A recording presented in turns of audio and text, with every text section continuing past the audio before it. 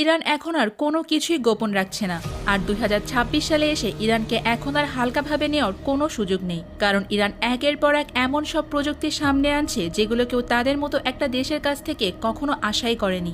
আর এইবার তারা সামনে এনেছে তাদের 70 বছর পুরনো একটি যুদ্ধবিমান। এটাকে পুরনো আর সাধারণ মনে হলেও আমেরিকা খুব ভালো করেই জানে এই বিমান ঠিক কী করতে পারে। এই যুদ্ধবিমানটা এত বছর লুকানো অবস্থাতেই ছিল। শেষবার 90-এর দশকে এই বিমান বহু গুরুত্বপূর্ণ মিশনে অংশ নিয়েছিল। তখন একে বলা হতো ইরানের আকাশের রাজা। কিন্তু সময়ের সঙ্গে সঙ্গে বিমানটাকে আর দেখা যায়নি। ইরান বলেছিল এটাকে অবসরে পাঠানো হয়েছে। সবাই ভেবেছিল এর অধ্যায় বুঝি এখানেই শেষ। কিন্তু হঠাৎ করে বহু বছর পর আবার এই পুরনো বিমানকে বিশাল বহর নিয়ে আকাশে উঠতে দেখা গেছে।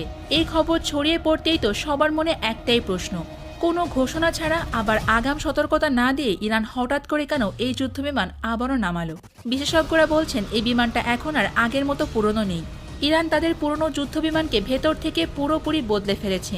বাইরে থেকে দেখতে হয়তো সেই পুরনো জেটের মতোই লাগছে, কিন্তু ভেতরে বসানো হয়েছে আধুনিক রাডার, নতুন ইঞ্জিন আর উন্নত টার্গেট সিস্টেম। সহজ ভাষায় বললে পুরনো শরীরের ভেতরে ঢুকিয়ে দেওয়া হয়েছে নতুন যুগের আধুনিক প্রযুক্তি। ইরান প্রকাশ্যে ঘোষণা দিয়েছে তাদের আকাশ সীমা এখন পুরোপুরি নিরাপদ। কেউ যদি এই সীমা লঙ্ঘন করে তাহলে তাকে কঠিন জবাব দেওয়া হবে। এই বিমানে বসানো হয়েছে রাডার জ্যামার সিস্টেম, যার কাজ শত্রু স্যাটেলাইট বা ড্রোনের সিগন্যালকে অচল করে দেওয়া। একই সঙ্গে আছে C3 টার্গেট লকিং সিস্টেম, যার মাধ্যমে একসাথে 9টি টার্গেট চিহ্নিত করে আক্রমণ চালানো সম্ভব। আর এখানেই আসে সবচেয়ে গুরুত্বপূর্ণ বিষয়, ইরান এই প্রযুক্তিগুলো একা তৈরি করেনি।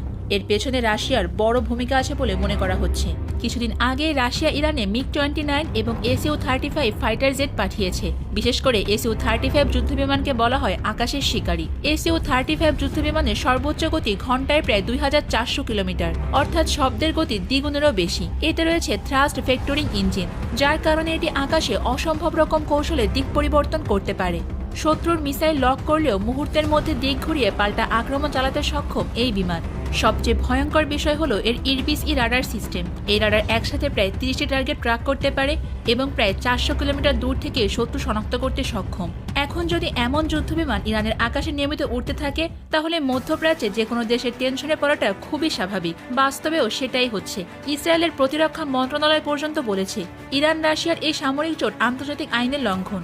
অনেক বিশেষজ্ঞরা মনে করছেন ইরান তাদের পুরনো যুদ্ধবিমানগুলো রাশিয়ার প্রযুক্তি ব্যবহার করে আপগ্রেড করছে, কারণ এই ইরানি বিমানের ইঞ্জিন আর রাশিয়ার MiG-29 বিমানের ইঞ্জিনের মধ্যে আশ্চর্য রকমভাবে মিল পাওয়া যাচ্ছে। তাই এখন প্রশ্ন উঠেছে, ইরান কি বড় কোনো কিছুর প্রস্তুতি নিচ্ছে? যখন ইরান এই পুরনো যুদ্ধবিমান দিয়ে মহড়া শুরু করেছে তখন সেটা কোনো সাধারণ প্রদর্শনী ছিল না, এটা ছিল এক ধরনের স্পষ্ট বার্তা, আমরাও প্রস্তুত। ইসরায়েল খুব ভালো